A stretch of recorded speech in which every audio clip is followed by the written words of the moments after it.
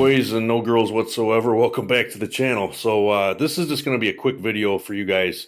I haven't bought anything in quite some time. Really, there hasn't been anything that caught my attention. I pretty much everything that I've had as far as music gear, everything that I've had has fulfilled my needs and what I want. But this thing right here, I've been eyeballing it for quite a while. Now, obviously, you can tell by the size of that case that it's not a pointy, aggressive guitar, not to mention it says Ibanez on it. So, a little backstory. This has been like a couple weeks going on now where I was aware of this guitar being on Guitar Center's website. And Guitar Center has been good to me. I've heard mixed opinions on it. Fortunately, I've been pretty lucky. I've been very fortunate. I have never had a problem when I've ordered from Guitar Center. But actually, this one was local, so it was a few miles from my house. So I had to drop a couple of my guitars off. They were having electrical problems. I just took them in because I stay in my lane. Like, I don't mess with anything electrical or anything that I don't know about. I just have somebody else handle it for me. So long story short, I dropped those guitars off to one music store that I trust and I recommend.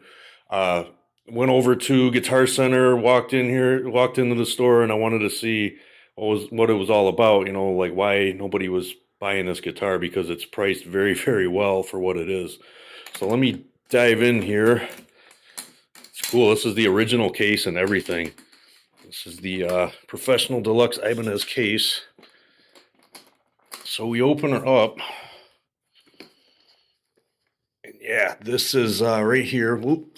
Yeah, it's going to stretch all the way out. This case has been through the ringer, but actually for how old this guitar is, it's in phenomenal condition. That bridge, I haven't set it up. I haven't done anything with it yet, but I'm going to get to that after I kill the video with you guys. But so this is a Ibanez RG570 from 1991. This thing is almost as old as I am. This thing is phenomenal. Like, as soon as I took it off the rack, and I fell in love with it instantly as soon as I started playing. Just the way the neck feels, the fretwork is incredible. There's still tons of life on these frets. I don't know if this guy, like, maybe along the way after he played the shit out of these frets, he got a refret maybe, but these frets are in very, very, very tip-top shape. Really, I mean, as far as dings and stuff go, we'll kind of go over the instrument together. I mean, this guy played the crap out of it and took pretty damn good care of it. Yeah, I mean, you got your sweat and things like that, but none of that stuff I worry about. It is missing one of the fine tuners, but ordered a StewMac, $15. I can get a set of those. That's no big deal. Not a problem at all. And this is just like such a shredder neck. It's not even funny. Yeah, there's a couple little scratches here and there back there, but I don't give a crap about any of that.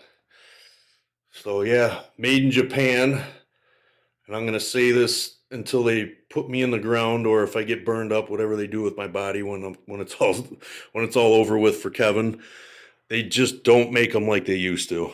This thing is just unbelievable. Just the craftsmanship, the quality, the way this thing plays. Like, I can't speak enough about it. Like, as soon as I started playing on it, I couldn't stop. Just total thin, that shredder profile Ibanez neck, the wizard style necks that these are, known for. And this fretboard is, it's not that poop brown like you see on a lot of the newer rosewood fretboards, like my freaking Ibanez bass. I think that's ugly as shit. I just don't like rosewood, especially, with that color on it, that poop brown color. I can't stand it. But this one, it's not even showing really in the camera, but in person, this is a very, very dark, yeah, you can kind of see it now. Yeah, this is almost like ebony. This is just a beautiful fretboard on here. And these stock pickups, I mean, they're okay for what they are. I mean, I haven't actually plugged it into my stuff to see what it sounds like. So that'll dictate whether I change out the pickup.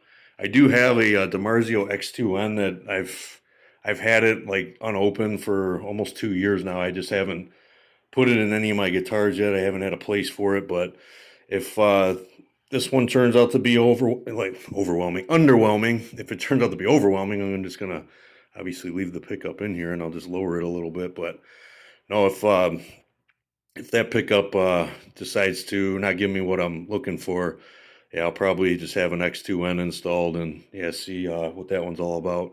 That's a super, super hot pickup. I never checked one out, but I was recommended by a couple reputable people that that's a pretty good pickup, especially for guitar that's made out of basswood. So I'm pretty sure that's what they were making these out of back then.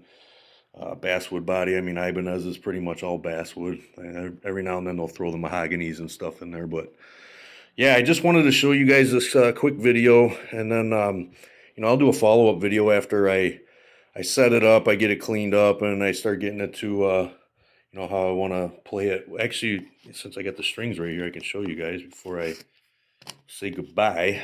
These strings are going to be for something else, but these ones right here are going to go on this guitar. So when I used to have another Ibanez that I bought off a buddy years ago, and then ended up stupidly selling it because it was a really good cheapo RG. It wasn't the same quality as this one is, but it was still, for what it was a great guitar, great sounding guitar. But this one just plays way, way, way better. And what I want to do with this one is tune it in standard D. This is 25.5 inch scale. Typically what I do is a lot of you guys ask me about string gauges too. 10 to 46 is like where I like to start for standard tuning. On a 25.5, I just like that little extra tension, and then I get away with it just fine for dropping it a half a step to the E flat standard. And then for a lot of years I did push it another half step down to D standard with a 10 to 46, but eventually I just kind of didn't like the feel anymore, so I'm going to switch to these guys and see if these turn out to be a little bit better as far as the way they feel and play. I always like these XLs. I'm not a fan of the NYXLs. They're like double the price, and to my ears and what I've experienced with them, they go dead faster, they lose their brightness faster, and I wear them out faster than these strings, and these ones are half the price, so I always just go with these standard nickel wound XL strings. But it's Diodario only for me. I don't like any other string company. I've tried all of them, and I hate every other string except for this brand right here. But that's going to do it for this video, and then like I said, guys, I'll do an update and yeah, bring you guys up to speed with this new guitar in my possession, this 1991 Ibanez RG 570. Made in Japan. Sick. Guys, have a good one. Take care. Thanks for watching.